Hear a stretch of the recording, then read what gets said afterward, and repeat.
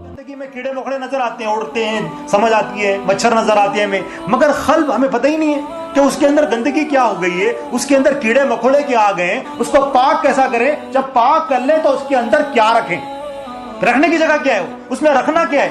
ایک واقعے سے سمجھتے ہیں۔ بایزید بستامی رحمۃ اللہ علیہ، بایزید بستامی رحمۃ اللہ علیہ یہ بہت پائے کے بزرگ ہیں۔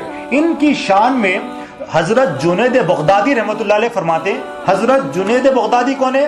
حضرت حضور غوث الثقلین رضی اللہ تعالیٰ کے پیر و مرشد، حضور غوث الثقلین رضی اللہ تعالیٰ کے پیر و مرشد حضرت جنید بغدادی رحمۃ اللہ علیہ فرماتے ہیں بایزید رضی اللہ تعالیٰ کا مقام اولیاء اللہ میں ایسا ہے جیسا فرشتوں میں مقام حضرت جبرائیل علیہ السلام کا مقام رکھتے ہیں۔ حضرت بایزید بستامی رحمۃ اللہ علیہ ٹھہرے ہوئے آنسو جاری ہے، آنسو جاری ہے، اتنا رو رہے ہیں، زارو خطار رو رہے ہیں، روتے روتے یہ ہو گیا کہ اب خون کے آنسو نکل رہے ہیں۔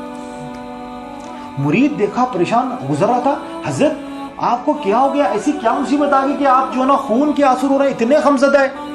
تو آپ نے ارشاد فرمایا کہ مجھے جو ہے نا دنیا کا کوئی غم نہیں ہے، میں ابھی 2 قدم پر عرش تک پہنچ گیا تھا۔ دیکھو جو قلب کو پہچان لیتے ہیں، جو قلب کی صفائی کر لیتے ہیں، جو قلب سے گندگی نکال لیتے ہیں، قلب میں جو چیز رکھنا ہے وہ رکھ لیتے ہیں، تو پھر ان کا مقام یہ ہوتا ہے۔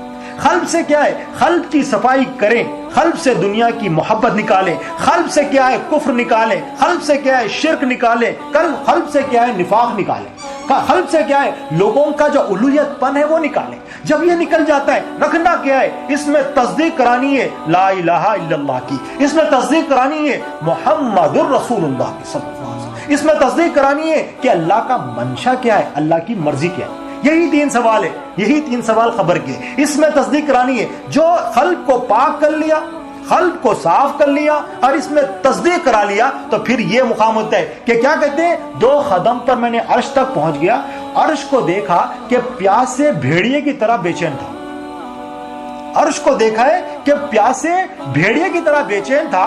تو میں نے عرش سے پوچھا، اے عرش تو اتنا بے قرار اور بے چین کیوں ہے؟ عرش کہتا ہے کہ میں جو ہے نا رب کے دیدار کے لیے تڑپ رہا ہوں، میں اپنے عرش کہہ رہا ہے میں اپنے رب کے دیدار کے لیے تڑپ رہا ہوں، بے چین ہوں۔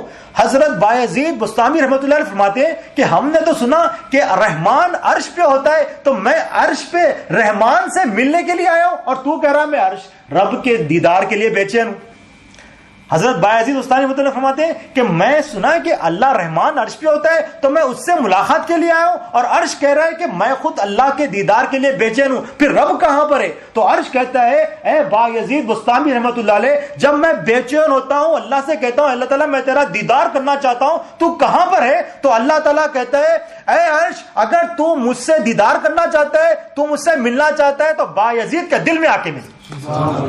دیکھا آپ نے، تو بایزید رحمۃ اللہ علیہ کے دل میں، تو قلب المؤمنین عرش اللہ، مومنین کا دل اللہ کا عرش ہوتا ہے، اللہ کی تجلی گرتی ہے، کعبۃ اللہ پہ اللہ کی تجلی گرتی ہے، اللہ کا گھر ہے۔ تو جو مومن کا دل ہوتا ہے جس میں لا الہ الا اللہ تصدیق ہو جاتا ہے، جس میں محمد الرسول اللہ صلی اللہ علیہ وسلم تصدیق ہو جاتا ہے، تو اللہ کی تجلی گرتی ہے اس کی، اللہ تعالیٰ اس میں آ کے رہتے، مطلب اللہ تعالیٰ مقیم نہیں ہو جاتے، اللہ کی تجلیات گرتی ہے اس میں۔